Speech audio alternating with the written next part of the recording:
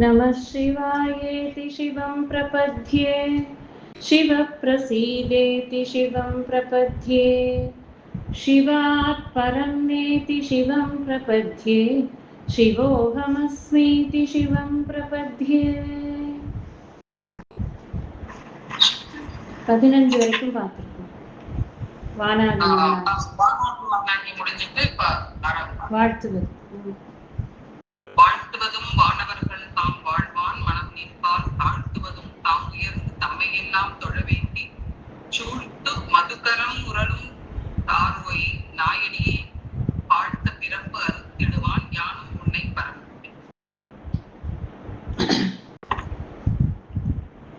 வானவர்கள் தேவர்கள் எல்லாரும்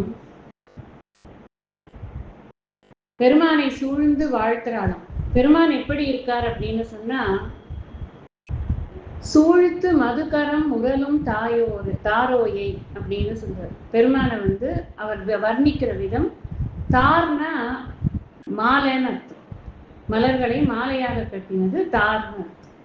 இந்த தார் எப்படி இருக்கு, மலர் மாலை எப்படி இருக்கு அப்படின்னு சொன்னா, மதுக்கரம் முரலும் அப்படிங்கிறது. மதுக்கரம் அப்படின்னா தேனி, முரலும்னா விருன்னு ஒரு சத்தம் உள்ள சுத்தின்ண்டே இருக்கு. அந்த தேனி எடுக்கிறதுக்காக, தேன் எடுக்கிறதுக்காக அந்த தேனி சுத்தின்ண்டே இருக்கு. அந்த தேனி சவுண்ட் பண்ணிட்டு சுத்தி சுத்தி வருதுன்னா தேன் இருக்குன்னு அர்த்தம். அவ்வளவு ஃப்ரெஷ்ஷா இருக்குன்னு அர்த்தம் அந்த மலர்கள். அந்த மலர்களை கோத்த ஒரு மாலையை அணிந்திருக்கக்கூடியவனே தாரோயை. அப்படி இருக்கக்கூடியவனே அவனை வாழ்த்துவதும் வானவர்கள் தாம் வாழ்வான். எதுக்காக வானவர்கள் வாழ்த்துறா? அவங்களுக்கு எல்லாருக்கும் தான் நல்லா இருக்கணுங்கிறதுக்காக வாழ்த்துறா. தனக்கு நிறைய பவர்ஸ் வேணும். உன்னை கேட்டானா, உனக்கு இது பண்ணினானா, தபஸ் பண்ணினானா நீ நிறைய ஆயுதங்கள்லாம் கொடுப்ப, அஸ்திர சஸ்திரங்கள்லாம் கொடுப்ப, நிறைய வலிமையெல்லாம் கொடுப்ப, அதனால அசுரர்களோட போர் பண்ணலாம், வரமெல்லாம் கொடுப்ப, இதெல்லாம் கொடுப்பேங்கிறதுக்காக தாம் வாழ்வான். அவனுக்காக ரொம்ப செல்ஃபிஷ் பீப்புள் அவள்லாம். எப்பவுமே இவருக்கு போட்டி வானவர்கள் தான். மண்ணுலகள்ல யாரும் போட்டியே கிடையாது. எல்லாம் அங்கேயே தான் டைரக்டா போட்டி. அவர்களை விட இங்க இருக்கிறவர்கள் சிறந்தவர்கள் தான் அப்படிங்கிற மாதிரியான. ஏன்னா அவர்களுடைய எண்ணம் எல்லாம் எப்படி இருக்குன்னா டிரான்சாக்ஷனலா இருக்கு. பகவான் கிட்ட எனக்கு ஏதாவது வேணும், அதுக்காக தான் நான் பகவானை வணங்குறேன், தபஸ் பண்றேன், எல்லாம் பண்றேன்னு அவர்கள் தான் வாழ்வான் மனம் நின்பால் தாழ்த்துவதும். உன்கிட்ட மனசை ஒடுங்க செய்யறது எதுக்கு அப்படின்னா தன்னுடைய சுயநலத்துக்காக தான்ப்பா ஒடுங்க செய்யறாங்க. அவங்க ரொம்ப காலத்துக்கு அந்த சொர்க்கத்திலேயே இருக்கணும், ரொம்ப காலத்துக்கு ஹாப்பியா இருக்கணும், நல்லா என்ஜாய் பண்ணணும். என்ஜாய்மெண்ட்டுக்காக தான் உன்கிட்ட அவங்க நிக்கிறாங்களே தவிர்த்து வேற எதுக்கும் இல்லை. சரி, வேற இன்னொரு ஒரு ரீசன் இருக்கா அப்படின்னா, தாம் உயர்ந்து தம்மையெல்லாம் தொழ வேண்டி. நாங்க ரொம்ப பெரிய ஆளு தேவர்கள், எங்ககிட்ட இவ்வளவு பவர்ஸ் இருக்கு, நாங்க நினைச்சா மழையை கொடுக்க முடியும், நாங்க நினைச்சா காற்றை இப்படி வீச முடியும் அப்படின்னா அதுக்கான பவர் இருக்கணுமே. அந்த பவர்ஸை இன்க்ரீஸ் பண்ணிக்கிறதுக்காக உங்ககிட்ட வராங்க. அந்த பவர் இன்க்ரீஸ் ஆச்சுன்னா என்ன ஆகுது? அந்த பவர் இல்லாத மனிதர்கள் எல்லாம் அவர்களை தொழுகிறார்கள். நம்மள எல்லாரும் இப்ப ஜென்ரலா எல்லாரும் எதுக்காக சாமி கும்பிடுறாங்கிறத சொல்லிடுறாரு இவர். இதை வானவர்களே இப்படித்தான் கும்பிடுறாங்கிறத வச்சு சொல்றாரு. நம் பொதுவாக மனிதர்கள் இப்போ கோவிலுக்கு போறோம் அப்படின்னு சொன்னா அங்க போனாலே நமக்கு தெரியும் அப்படி யார் யார் நிக்கிறா, அவங்களுடைய அந்த தேவை என்னவா இருக்கு அப்படிங்கிறது ஒருத்தருடைய சேஷ்டைகளை பார்த்தாலே தெரியும். ஒருத்தருக்கு பணம் வேணும், ஒருத்தருக்கு புகழ் வேணும், ஒருத்தருக்கு பதவி வேணும், ஒருத்தருக்கு அதிகாரம் வேணும், அந்த அதிகாரத்தை காட்டுறதுக்கான இடம் வேணும், இத்தனையும் வேணும். இதுக்குதான் சுவாமியோட பர்பஸ் என்னன்னா வேற எதுவுமே கிடையாது. இதெல்லாம் கொடுக்கணும். அவர் ஒரு சூப்பர் மார்க்கெட் வச்சுட்டு இருக்காரு, இந்த ப்ராடக்ட் எடுத்து கொடுப்பார், பில் போட்டு வாங்கிட்டு வந்துடணும். இந்த வேலைதான் வானவர்களே பண்றாங்க அப்படின்னு சொல்றார். வானவர்கள் 2 காரணத்துக்காக பண்றார். ஏன் அப்படின்னா, ஒண்ணு தான் சுகமாக வாழ்வதற்கு, 2வது அவர்களுக்கு நிறைய பதவியும் இதுவும் சக்தியும் ஏற்பட்டு மற்றவர்கள் எல்லாம் அவர்களை தொழணுங்கிறதுக்காக உன்னை வணங்குகிறார்கள். நாய் அடியேன்னு எதுக்கு வணங்குறேன் தெரியுமா? இந்த நாய் மாதிரி இருக்கிற நான் இருக்கேனே, உன்னையே சுத்தி சுத்தி சுத்தி வந்துட்டு இருக்கேனே, நான் ஏன் வணங்குறேன்னு தெரியுமா? எனக்கு ஒரே ஒரு அஜெண்டா தான், வாழ்த்த பிறப்பு அறுத்திடுவான். நீ மட்டும்தான் எனக்கு இந்த பிறப்பு அப்படிங்கிறத அறுக்க முடியும் அப்பா. அந்த ஒரு விஷயத்துக்காக நான் உன்னை வணங்குகிறேன். என்ன அர்த்தம்னா, பிறவியை போக்குவதற்காகத்தான் இறைவனை வணங்க வேண்டும். இறைவனை வணங்குறோம் அப்படின்னு சொன்னா இன் அதர் வேர்ட்ஸ் இறைவனை அறியவே இறைவனை வணங்க வேண்டும். வேற எதுவும் ரீசன் கிடையாது.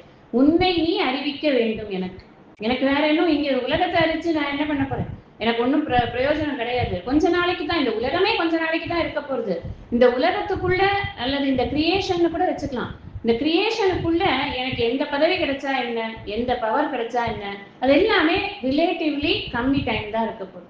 ஆனா உன்னை நீ தான் சாஸ்வதமா இருக்க. அதனால உன்னையே அறியறது அப்படிங்கிறது, உன்னையே அடையிறதுங்கிறது தான் எனக்கு ஒரே ஒரு குறிக்கோள். அவர் தன்னை சொல்லிக்கிறார், நாயடியேன் வாழ்த்த பிறப்பு அறுத்திடுவான் யானும் உன்னை அறுப்பதற்காக வேண்டி, அதற்காக வேண்டி யானும் உன்னை பரவுவனே. மற்றவர்கள் எல்லாம் இதற்காகத்தான் உன்னை வணங்குகிறார்கள். ஆனால் நானோ உன்னை அறிவதற்காக, நீ உன்னை அறியும் பொழுதுதான் இந்த பிறவி அறுக்கப்படும் அப்படிங்கிறதுக்காக, நீ தான் அதை பண்ணுவேங்கிறதுனால நான் உன்னை வணங்குகிறேன் அப்படின்னு சொல்ற. எனக்கு என்ன, மற்றவர்கள் எல்லாம் செய்வது காமிய பிரார்த்தனை அப்படின்னு அர்த்தம். காமிய பிரார்த்தனை ஒரு காமனைக்காக செய்யக்கூடிய பிரார்த்தனை. நான் பண்ணது எதுக்கு? நான் நிஷ்காமமாக பிரார்த்தனை பண்றேன். எனக்கு சித்த சுத்திக்காக பிரார்த்தனை பண்றேன். உன்னை அறியும் பொழுது என் மனம் நிர்மலமாகிறது. என் மனதில் உன்னை அல்லாமல் வேறு எதுவுமே இல்லை. நித்திய வஸ்துவா இருக்கக்கூடிய அந்த இறைவனை மட்டும்தான் என் மனம் நாட வேண்டும். இது நீ ஒரு வரம் கொடுத்துட்டேன்னு வச்சுக்கோயேன், நீ கிரியேட் பண்ணி வச்சிருக்கிற இந்த உண்மையான விஷயங்கள்ல என் மனசு போகாது. அதுக்காக நான் உங்ககிட்ட இந்த வரனை கேட்கிறேன் அப்படின்னு அவர் சொல்றார். அடுத்தது, பரவுவார் இமையோர்கள் பாடுவனால் வேதம், உறவுவார் குடல் மடவார் உடையார் உருவாகும், விரவுவார் மெய்யன்பின் அடியார்கள் மேல் மேல் அறவுவார் கடல் இணைகள் காண்பரோ அறியானே. திரும்பவும் அந்த வானவர்களுடைய செய்கைகளை சொல்லி அவர்களை கிண்டல் அடிக்கிறது. அறியானே, இங்க அட்ரஸ் என்ன? அங்க தாரோயே அப்படின்னு, இங்க அறியானே அப்படிங்கிறது. அறியானேன்னா என்ன? அறியவனே. உன்னை தெரிஞ்சுக்கிறது ஒன்றும் அவ்வளோ ஈஸி இல்லை. உனக்கு நான் முன்னாடி கேட்டுட்டேன், பிறப்பறுப்பது நீதான், அது மட்டும் தான் உன்னை கேட்டுட்டு வரேன், உன்னைதான் அறியணும்னு கேட்கிறேன். ஆனா நீ அறியறதுக்கு ஈஸியானா கிடையாது, அறியவன் நீ. அப்படி அறிவதற்கு ரொம்ப கடினமாக இருக்கக்கூடிய அந்த அரும் பொருளாக இருக்கிறவனே, யாராலும் அறியப்படாதவனே அப்படிங்கிற. இப்ப இந்த இமையோர்கள் பரவுவார், இமையோர்கள் பரவுவது அப்படின்னு சொன்னா வாழ்த்தி வணங்குவது. நிறைய நிறைய வாயார புகழ்ந்து ஸ்தோத்திரங்கள்லாம் நிறைய சொல்லி சொல்லி சொல்லி வாழ்த்துது. தேவி பாகவதத்துல இந்த பிரச்சனைகள் எல்லாம் வரும் பொழுது அம்பாளுக்கு தேவேந்திரன் ஒரு அருமையான ஸ்தோத்திரம் சொல்றான். இந்த ஸ்தோத்திரம் என்ன? அம்பாளுடைய பெருமைகளை எல்லாம் சொல்லி, உன்னை இல்லாமல் எனக்கு யாரும் கதி கிடையாது, நீதான் எங்களுக்கு எப்பவுமே கதி, உன்னை அறிந்தவர்களுக்குத்தான் முக்தி கிடைக்கும், அவர்கள் தான் நிம்மதியா இருக்க முடியும். நல்லா அந்த ஸ்லோகத்துல எல்லாம் ஸ்தோத்திர ரூபமாக, பிரம்மா ஒரு ஸ்தோத்திரம் சொல்றார், தேவேந்திரன் ஒரு ஸ்தோத்திரம் சொல்றார். எல்லாரும் ஸ்தோத்திரங்கள் எதுக்கு சொல்றாரு அப்படின்னா, தன்னுடைய கஷ்டங்கள் போகணும் அப்படிங்கிறதுக்காக ஸ்தோத்திரம் சொல்றார். பரவுவார்னா உன்னை வாழ்த்தி வணங்கக்கூடியவர்கள் யாருன்னா இமையோர்கள். இமையோர்கள்ங்கிறது தேவர்கள். இமைக்காமல் இருப்பதால் அவர்களுக்கு இமையோர்கள் அப்படின்னு பேர். இமையோர்கள் பாடுவன நால்வேதம். சாதாரணமா பண்ணலப்பா, அவர்கள் உன்னை வாழ்த்தி வணங்குகிறார்கள். வேதங்கள் இருக்கே, அது கூட உன்னைத்தான் வாழ்த்துகிறது. வேதத்தோட உட்பொருள் என்ன? வேதத்தின் உட்பொருள் இறைவன் தான், வேற ஒன்றும் கிடையாது. வேதம் காட்டுவது ஒன்றே ஒன்றுதான், அது பரம்பொருள். அந்த வேதம் கூட எதை சொல்றது அப்படின்னா, அது உன்னைத்தான் சொல்றது. வேதங்கள் உன்னையே தான் பாடக்கூடியதாக இருக்கிறது. உன்னை பத்தியே தான் வேதங்கள் பாடுகிறது. குறவுவார் குழல் மடவாள். குறவுவார் அப்படின்னு சொன்னா, இந்த குறா மலர் அப்படின்னு, குறவுனா குறா மலர்னு ஒரு மலர் இருக்கு. அந்த மலரை அணிந்த நீண்ட கூந்தலை உடைய குழல் மடவாள். மடவாள்னா ஒரு பகுதியை எடுத்துக்கொண்டிருக்கிற பெண். யாரது? உமாதேவி. இந்த உமாதேவியானவள் நல்ல பெரிய ஒரு லாங் ஹேர் வச்சுட்டு இருக்கா. அவ குறா மலரை அதுல சூடிக்கொண்டிருக்கிறாள் அப்படின்னு பார்க்கணும். இந்த குறா மரம் அப்படின்னு ஒரு மரம் இருக்கு. நம்ம இதுகிட்ட போனா இந்த தில்லையாடி வள்ளியம்மையோட ஊர் இருக்குல்ல, அதுல இருந்து ஒரு 2 கிலோமீட்டருக்கு தள்ளி ஒரு முருகன் கோவில் இருக்கு. அங்க அந்த முருகன் கோவில்ல இந்த குறா மரம்னு இருக்கு. இந்த மரம் இருக்கு. அந்த மரத்தடியில முருகர் நடமாடினதாக ஒரு ஐதீகம் இருக்கு. அந்த இது நம்ம இதுக்கு போவோம்ல, அபிராமியன் இது கோவிலுக்கு போவோமே, திருக்கடையூர் போவோமே, அதுக்கு பக்கத்துல இருக்கு. அது அங்கேருந்து ஒரு ஹார்ட்லி 7 திருவிடைக்கழி. இந்த திருவிடைக்கழியில அந்த குறாமரம்ங்கிறது இருக்கு. இங்க குறாமலர் குறாமலர் அணியும் புனை முருகன் சொல்லியிருக்கு. அதனால இங்க இங்க வந்து அந்த குரவு வார் அப்படிங்கிறது அந்த குறாமலர் அப்படிங்கிறது. குறாமலரை வார்னா நீண்ட, அந்த குறாமலரை அணிந்த நீண்ட வார்கழல்னா நீண்ட கழல்னு சொல்றோம் இல்லையா, அது மாதிரி இங்க வார்குழல், இவளுக்கு நீண்ட குழல் இருக்கக்கூடிய இந்த இது இருக்கக்கூடிய ஹேர் இருக்கக்கூடிய மடவாள் கூறு உடையாள். ஒரு பாகம் அவள் எடுத்துக்கொண்டிருக்கிறாள், உன்னுடைய ஒரு பாகத்தை. ஒரு பாகம் விரவுவார் மெய்யன்பின் அடியார்கள். இந்த அவ வந்து உன்னுடைய இடப்பக்கமாக அவள் இருக்கிறாள். சுவாமியை வந்து வர்ணிக்கிற விதம் இது. எப்படின்னா அவர் எப்படி இருக்கார், பார்க்கறதுக்கு அரியவனாக இருக்கிறார், நம்மளால அறிய முடியல. ஆனா அர்த்தநாரி ஸ்வரூபமாக இருக்கிறாள். ஒரு பகுதியில் அம்பாள் இருக்கா, அம்பாளுடைய தோற்றம் எப்படி இருக்குன்னா நீண்ட குழல் இருக்கு, அதுல ஒரு குறாமலர் இருக்கு அப்படிங்கிறது வர்ணனையாக சொல்லப்படும். உன்பால் விரவுவார் மெய்யன்பின் அடியார்கள் மேன்மேல் உன் அறவுவார் கழல் இணைகள் காண்பாரோ. உன் மேல ரொம்ப அதிகமான அன்பு பூண்ட அன்பர்கள் யார் என்ன பண்றாங்கன்னா திரும்ப திரும்ப உன்னிடமே தான் அவர்களுடைய எண்ணமானது வந்து வந்து நிற்கிறது. எங்க வந்து நிற்கிறது, உன்னுடைய அழகான நீண்ட கால்களை தான் அந்த அந்த அடியார்களுடைய அன்பு வந்து திரும்ப திரும்ப வந்து அதைத்தான் அடைய வேண்டும் அப்படிங்கிறதாக அந்த அடியார்களுடைய அன்பானது இருக்கிறது. அவர் அந்த அடியார்கள் உட்பட யாராவது ஒருத்தர் முழுசா உன்னுடைய காலை பார்த்திருக்காங்களாப்பா? யாருமே பார்த்தது கிடையாது. இப்ப எத்தனை பேரை சொல்றார், தேவர்கள் உன்னை வாழ்த்தி வணங்குகிறார்கள், அவர்கள் உன்னை கண்டது கிடையாது. உன்னுடைய வார்கழல்களை முழுவதாக அவர்கள் கண்டதில்லை. வேதங்கள் உன்னையே தான் உட்பொருளாக வைத்து வாழ்த்துகிறது, அவர்களும் உன்னை கண்டதில்லை. உமாதேவியை ஒரு பக்கமாக வைத்துக் கொண்டிருக்கக்கூடிய இறைவனான உன்னை அடியார்கள் எப்போதும் உன்னையே தான் நினைத்து கொண்டு உன்னுடைய திருக்கழல்களையே நினைத்துக் கொண்டிருக்கிறார். ஆனால் யாராக இருந்தாலுமே உன்னுடைய திருக்கழல்களை முழுமையாக யாராலையாவது பார்க்க முடியுமாப்பான்னா பார்க்க முடியல அப்படிங்கிறத அறவுவார் கழல் இணைகள் காண்பரோ. இந்த ரெண்டு கழல்களையும் முழுமையா காண்பார்னு யாராவது இருக்காளாப்பா? யாருமே கிடையாது. அதாவது இந்த ரெண்டு கழல்கள் அப்படிங்கிறத நாம புரிஞ்சுக்கணும். வேதத்தினுடைய கர்மபாகம், உபாசனாபாகம், ஞானபாகம். ஒரு பக்கம் வந்து ஒரு கழல் வந்து கர்மபாகம் உபாசனாபாகம், இன்னொரு பக்கம் ஞானபாகம். யாருமே இந்த இதுல கரை கண்டவர்கள் கிடையாது.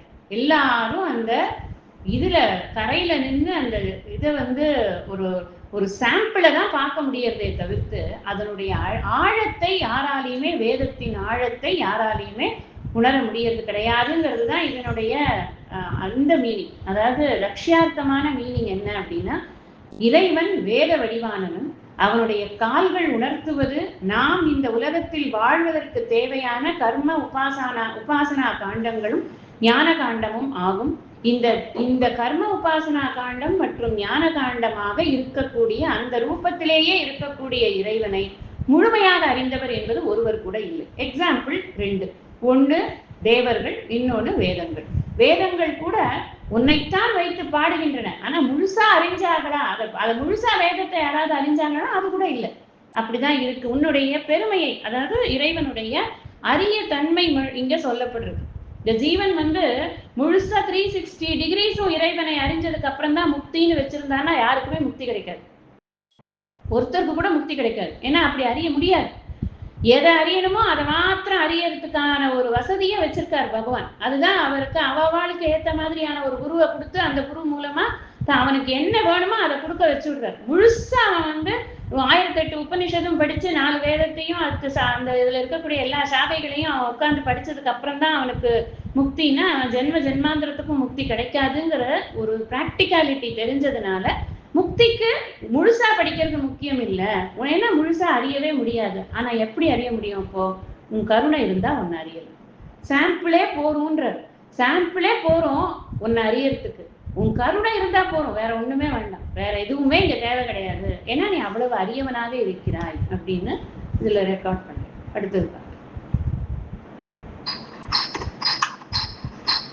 அரியானே யாவர்க்கும் அம்பலவா அம்பலத்தையும் பெரியானே சிறியேனை ஆட்கொண்ட பேய்கழல் கீழ் விரைகார்ந்த மகத்துவேன் வியந்து அளவேன் நயந்து உருகேன் தரியேன் நான் ஆமாறு என் சாவேன் நான் சாவேனே.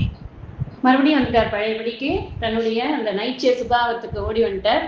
இங்க வந்து 2 விஷயம் சொல்றார். ஒண்ணு வந்து எவ்வளவு அரியவன், அந்த இறைவன் எவ்வளவு அரியவன். முதல் இதுல சொல்லிட்டார், ரொம்ப அரிதற்கு அரியவனாக நீ இருக்கிறாய்ங்கிறத முதல்ல இதுல சொல்லிட்டார். இந்த 17ஆவது இதுல என்ன சொல்றார், இந்த அரியவனாக இருக்கும் நீ எங்க இருக்க தெரியுமோ?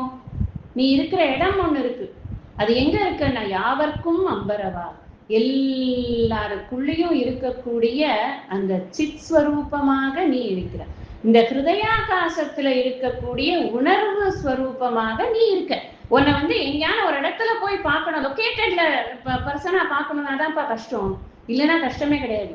யாவர்க்கும் அம்பரவா. அம்பரவா அப்படின்னா, அம்பரம் அப்படின்னா ஆகாசம்னு அர்த்தம். சித் ஆகாசம் அப்படிங்கிறது தான் சிதாகாசம் அப்படிங்கிறது. சித் ஆகாசம் இஸ் ஈக்குவல் டு சிதாகாசம் இஸ் ஈக்குவல் டு சிதம்பரம். சிதம்பரம்ங்கிறது ஒரு ஊருக்கு பேர் அப்படின்னு நாம வந்து வச்சிருக்கோமே தவிர்த்து அது எங்க இருக்கு அப்படின்னா நம்ம ஹிருதயாகாசத்துல தான். அந்த ஹிருதயாகாசத்துல தான் அந்த இறைவன். அதனாலதான் அது ரகசியமா இருக்கு. நான் எப்படி காட்டுறது? மனுமார் மாதிரி எல்லாரும் மாற பிடிச்சுன்னு காட்ட முடியாது. அது ஒரு சிம்பாலிக் ரெப்ரசன்டேஷன் அனுமார் பண்ணினது. அது வந்து அந்த மாதிரி காட்ட முடியாது. உள்ளுக்குள்ள இறைவன் இருக்கிறத நம்ம உணர மட்டும்தான் முடியும். அப்ப என்னன்னா, அம்பரவா அம்பலத்து எம் பெரியானே, அந்த சிதம்பரத்துல இருக்க சிதம்பரத்து பெரியானே சபாபதியே அப்படின்னு, அதாவது பிசிக்கலா நம்ம பார்க்கும் பொழுது அவன் வந்து அந்த கோவிலுக்கு அவன் தான் ராஜா, நடராஜா. அதனால அவருக்கு என்ன சபாபதி அப்படின்னு ஒரு பேர் இருக்கு. அதனால என்ன சொல்ற, அம்பலத்து எம் பெரியானே, இந்த நடராஜனை நான் வந்து அட்ரஸ் பண்றேன். அது யாருன்னா சபாபதியாக இருக்கக்கூடியவனை அப்ப அப்படின்னு அட்ரஸ் பண்ற, சபாபதியே அப்படின்னு அட்ரஸ் பண்ற. சிறியேனை ஆட்கொண்ட பெய்கழலுக்கு, நான் ஒரு அல்பம், என்ன வந்து ஆட்கொண்டிருக்க நீ. எப்படிப்பட்ட கழல் உனக்கு இருக்கு அப்படின்னா, நல்ல அழகான இந்த சலங்கையெல்லாம் அணிந்திருக்கக்கூடிய அழகான கழல்கள் உனக்கு இருக்கு. சுவாமியோடைய இந்த குஞ்சித பாதம் இஸ் வெரி வெரி ஃபேமஸ் இல்லையா? அதுல வந்து அதுல வைக்கக்கூடிய அந்த இந்த வெட்டி வேரோ இதுவோ அந்த மாலையெல்லாம் நமக்கு வந்து எல்லா பரம ஔஷதமா இருக்கு அப்படின்னு சொல்லி எல்லாரும் அதை வாங்கிக்கிறது அப்படிங்கிறது ஒரு சம்பிரதாயம் நிறைய பேர்கிட்ட இருக்கு. சுவாமி கிட்ட வச்சு வாங்கிக்கிறது. அது இப்போ மகாபெரிவாளுடைய ஒரு போட்டோ கூட இருக்கு. அதை வச்சு தலையில வச்சுட்டு அந்த போட்டோவை வச்சுட்டாலே எல்லா வியாதியும் போகும் அப்படிங்கிறதெல்லாம் அவருக்கு அனுபவங்கள் இருக்கு. அவருடைய டிவோட்டீஸ்க்கு அந்த அனுபவங்கள் இருக்கு. அவரும் வந்து இதை வச்சுக்கோ அப்படின்னு கொடுத்துருக்காரு. அதனால அந்த அனுபவமானது இருக்கு. இப்போ வரைக்கும் நிறைய பேர் அதை யூஸ் பண்ணிட்டு இருக்காங்க. இந்த கழல்கள் அப்படிங்கிறதுக்கு அவ்வளவு ஒரு பெருமை இருக்கு. இந்த கழல்கள் தத்துவார்த்தமாக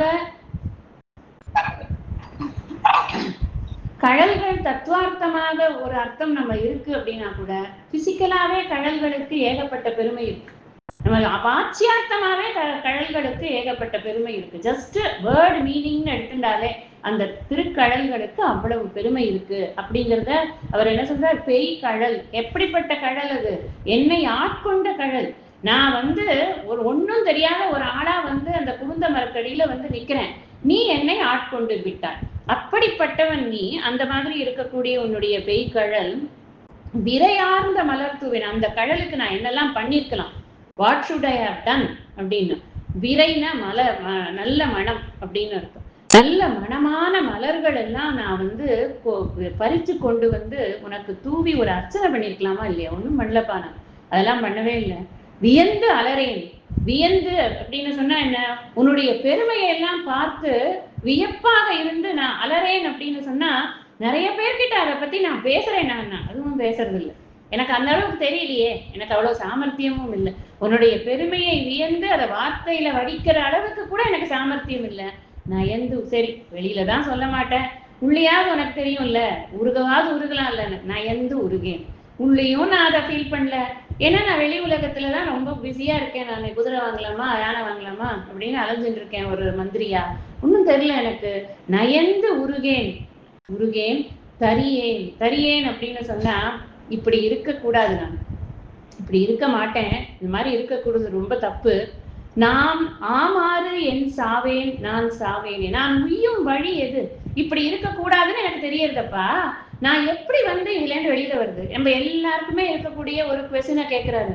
எனக்கு உன் பெருமையெல்லாம் தெரியறது பகவானே, ஆனா 24 hours உன்னை நினைக்க முடியல, அதான் ப்ராப்ளமே. அதான் அவர் சொல்றாரு. நம்ம சிம்பிளா நம்ம லாங்குவேஜ்ல சொல்லணும்னா, எனக்கு எல்லா பெருமையும் புரியுது, எனக்கு ஒன்றும் புரியாமலாம் இல்லை, நிறைய பேர் சொல்றா, அதெல்லாம் கேட்கிறேன், ஒரு நாளைக்கு 4 வீடியோ கூட கேட்கிறேன். ஆனாலும் என்னால உன்கிட்ட மனசை வந்து வைக்க முடியும்.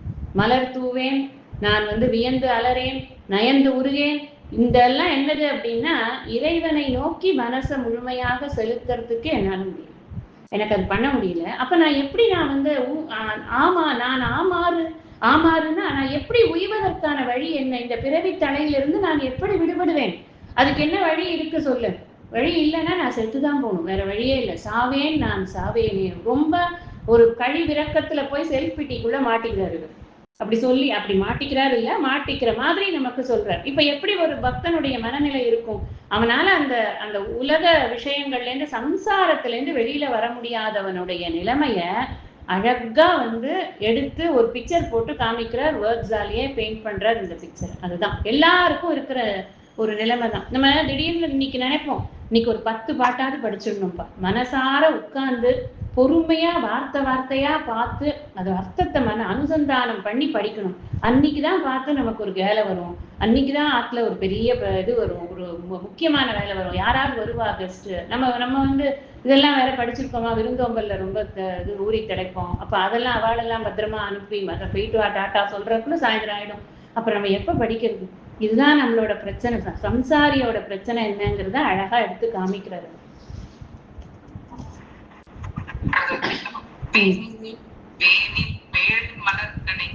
வெள்ளகை செவ்வாய் பெரிய பானல் ஆக்கண்ணியர்க்கும் பதித்து உருவமும் பாழ் நெஞ்சே எல்லாம் நின்று உருக புகுந்து ஆண்டான் இன்று போய் வான் உளான் காணாய் நீ மாடா வாழ்கின்றாயே. அதாவது தன்னுடைய நெஞ்சத்தை பார்த்தே இப்ப பேசுறது. இதெல்லாம் வந்து இதுவரைக்கும் சொன்னது என்ன, என்னால இது மாதிரி எல்லாம் பண்ண முடியல, நான் இப்படி பண்ணாம இருக்கேன், நான் சாவேன் அப்படின்னு. சாவேன் அப்படின்னா நான் வந்து செத்ததுக்கு சமானம் தான் அப்படிங்கிற. நான் இதெல்லாம் பண்ணலைன்னா நான் செத்ததுக்கு சமானம் தான் அப்படின்னு. அதாவது ஒரு சாதகன் வந்து தன்னுடைய ஆத்ம சாதனை அப்படிங்கிற ஒரு ப்ராசஸ்ல டெய்லி விஜிலா இருக்கணும். இன்னைக்கு இதெல்லாம் பண்ணோமா, நம்ம அது ஆத்ம சாதகனா இருந்தோம்னா நமக்கு ஒரு அஜெண்டா இருக்கு, அதெல்லாம் பண்ணிடணும். பண்ணலைன்னா பண்ணாம இருக்க அவன் அதுல இருந்து அந்த அந்த எண்ணம் வந்து அவனுக்கு உலக விஷயங்கள்ல ஈடுபடுறதுனால அவன் வந்து இந்த பிறவிய வேஸ்ட் பண்ணவன் ஆகிறான். இன்டைரக்ட்லி அவன் தற்கொலை பண்ணினவனுக்கு சமானம் தான் அப்படின்னு சாஸ்திரம் சொல்றது. ஏன்னா அவன் எதுக்காக இதுக்கு வந்தானோ அந்த பர்பஸ் அவனோட பாதையை அவன் விட்டுட்டு வேற பாதையில போயிட்டு இருக்கான். இப்ப அவர் இது மாதிரி வர்றதுக்கு என்ன காரணம்? நம்ம மனசு நம்மளுக்கு கோஆப்ரேட் பண்ணாம இருக்கிறது தான் பாதி நேரத்துல காரணமாயிடுது. அப்போ அந்த மனசை பார்த்து இப்ப பேசுறாரு.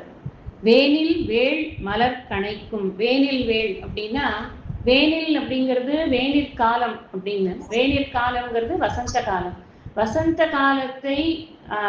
காலத்துக்கு அதிபதி யாரு? வசந்த காலம்னாலே தென்றல் இனிமையா வீசுறது, ரொம்ப பிளசண்டான ஒரு டைம், நிறைய பூக்கள் பூக்கக்கூடிய டைம். அப்ப அந்த டைம்ல யார் வந்து அந்த அந்த டயத்துக்கு யார் அதிபதி அப்படின்னா மன்மதன் அதிபதி. இந்த மன்மதனுக்கு என்ன வேலை? எல்லார் மனசையும் கடையிறது தான் மதனம் பண்றது. மனதை கடைபவன் மன்மதன் அப்படின்னு சொல்லப்படுது. இப்ப மன்மதனுக்கு என்ன வேலைன்னா எல்லார் மனசையும் நல்லா கடையிறது தான் அவனுக்கு வேலை. அவன் என்ன பண்றான்? மலர் கணைக்கும். அவன் என்ன பண்றான்?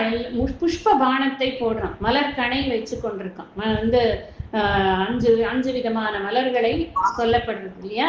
அந்த 5 மலர் கணைகளை அவன் வைத்துக்கொண்டு எல்லாருக்கும் போடுறான். அப்படி போடுறான் அப்படின்னா என்ன அர்த்தம்? அவன் வந்து மலர் அம்பு வச்சு மலர் விடுறான் அப்படிங்கிறத விட நமக்கு இந்த 5 இந்திரியங்களுக்கான ஆசைகள் அந்த டயத்துல அதிகமா ஆறுது அப்படிங்கிறது. ரொம்ப அதிகமா நம்மளுக்கு அந்த ஆசை வயப்படுவது அந்த டைம் அப்படிங்கிறதுனால அதை சொல்ற. அப்புறம் என்ன சொல்ற? வெள்நகை செவ்வாய்க்கு அரிய. வெள்நகை அழகான பற்கள், நல்ல மென்மையான பற்கள். வெள்நகைனா பற்கள், வெள்மையான பற்கள்.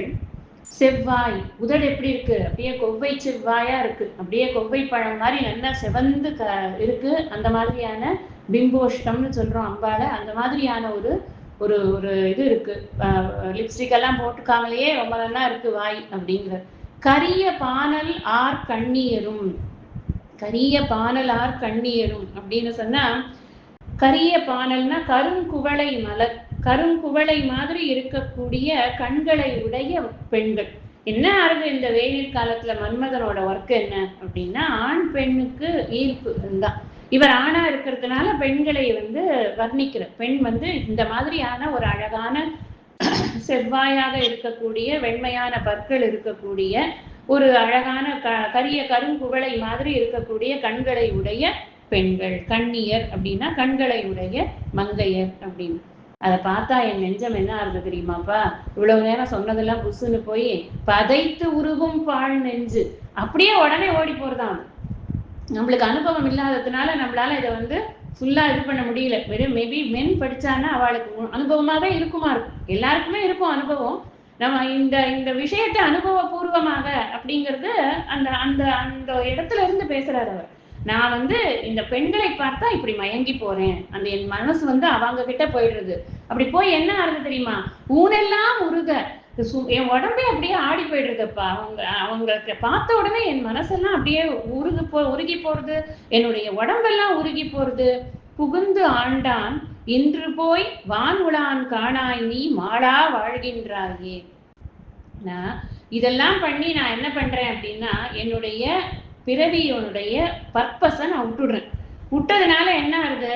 வான் உளான் காணாய் நெஞ்சுகிட்ட பேசுற, எப்பா நீ இதை பார்த்து மயங்குறியே, இந்த பெண்களை பார்த்து நீ மயங்குறியே, இந்த அழகான கண்களை பார்த்து மயங்குறியே, நீ வான் உளான் காணாய். வான் உளான்ங்கிறது யாரு? இறைவன்.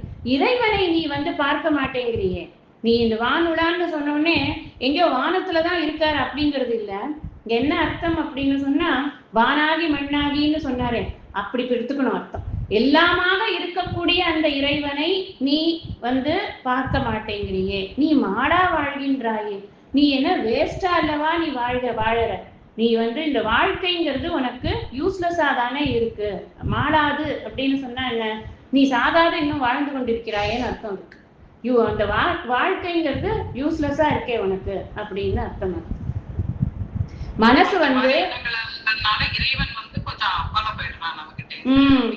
அதுதான் உலக இன்பங்களுக்கு நான் வந்து என் மனசை கொடுத்துட்டேன்னா இறைவன் வந்து நமக்கு டிஸ்டன்ட் ஆயிடுறாரு. அதான் இந்த விஷயம். அடுத்த சரி படிச்சிடலாம். வாழ்கின்றாய் வாழாத நெஞ்சமே பல்வினைப்பட்டு ஆழ்கின்றாய், ஆழாமல் காப்பானை ஏத்தாதே சொல்கின்றாய், கேடு உனக்கு சொல்கின்றேன் பல்காலும் வீழ்கின்றாய், நீ அவலம் கடலாய் வெள்ளத்தே. திரும்பவும் நெஞ்சத்துக்கே தான் சொல்ற.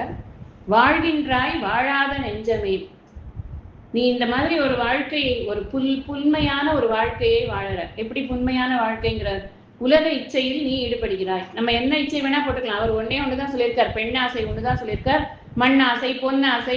இப்ப இதே நம்ம இப்படி அப்ளை பண்ணோம்னு வச்சுக்கோங்களேன். ஒரு ஆணுக்கு பெண் மேல ஈர்ப்பு, பெண்ணுக்கு எது மேல ஈர்ப்பு?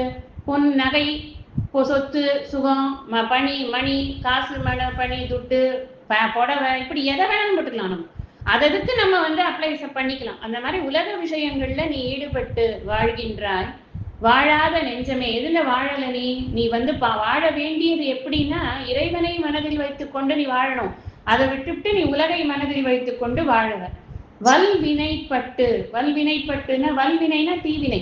இதனால உனக்கு வந்து தீய வினைகள் தான் ஏற்படுறது. ஸோ ஒரு விஷயத்துல ஆசைப்பட்டாச்சுன்னா அந்த ஆசைப்பட்ட விஷயத்தை அடையணுங்கிறதுக்காக நான் மகா பிரயாசப்படுறேன், அதுல எல்லா தப்பும் பண்றேன். அந்த தப்பு பண்ணி நான் டயத்தெல்லாம் அதுல வேஸ்ட் பண்ணிடுறேன். அப்ப எனக்கு பாபம் தான் சேருறது. அதனால பாபத்தை கொண்டு வரக்கூடிய வினையாக இருக்கிறதுனால அது வல்வினைப்பட்டு ஆழ்கின்றாய்.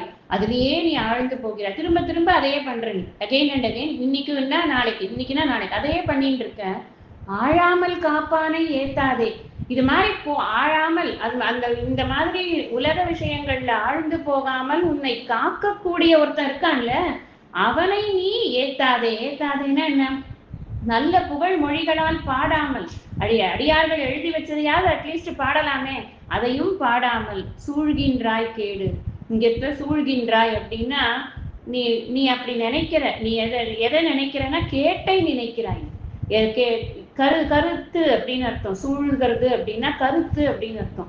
நீ எதை நினைக்கிற அப்படின்னா கேட்டை நினைக்கிறாய். உனக்கு கேடு தரக்கூடிய விஷயங்களை மட்டும்தான் நீ நினைத்து கொண்டிருக்கிறாய். உனக்கு சொல்கின்றேன் பல்காலும் வீழ்கின்றாய். உனக்கு ஒரு விஷயம் சொல்றேன் கேளு, நீ கேட்ட தேடிக்கிற, அதனால நீ திரும்ப திரும்ப நீ வீழ்ச்சி தான் அடைவாய். மீண்டும் மீண்டும் பிறவியை பெற்று பெற்று அந்த பிறவியில் மீண்டும் மீண்டும் சுழன்று கொண்டேதான் இருப்பாய். பல்காலும் வீழ்கின்றாய் நீ அவலம் கடல் ஆய வெள்ளத்தே. எப்படிப்பட்ட இதுல விழற நீ? அவலக்கடல்ல விழுவ. அவலக்கடல்னா என்ன? துன்பக்கடல். வெள்ளத்தேன்னு துன்பக்கடல். வெள்ளம் நல்லா ரொம்ப பொங்கி பெருகி வருதான் அது.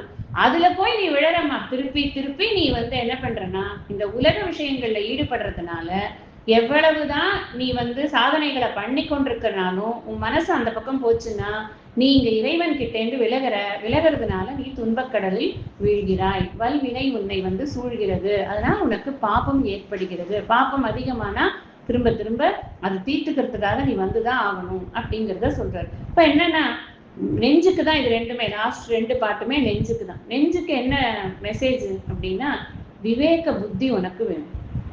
எது நிலையானது எது நிலையற்றது அப்படிங்கிற விவேக புத்தி, விவேக சக்தி உனக்கு வேணும். அது இல்லை அப்படின்னு சொன்னா இறைவனை நாம் சார்ந்திருப்பது அப்படிங்கிறது முடியவே முடியாது. நம்ம விவேகம் பண்ணாம நிலையற்ற விஷயத்துல மனசு போக வச்சுட்டோம்னா நிலையான அந்த பொருளை மனம் நினைக்காது. மனசு ஒரு நல்ல சர்வெண்ட், நீ நல்லா யூஸ் பண்ணணும் அப்படின்னு சொல்றேன். நாளைக்கு வச்சுக்கலாம். உங்களுக்கு ஓகேன்னா வச்சுக்கலாம். எனக்கு நான் முடிச்சிருவேன், வேலையெல்லாம் முடிச்சிருவேன். எனக்கு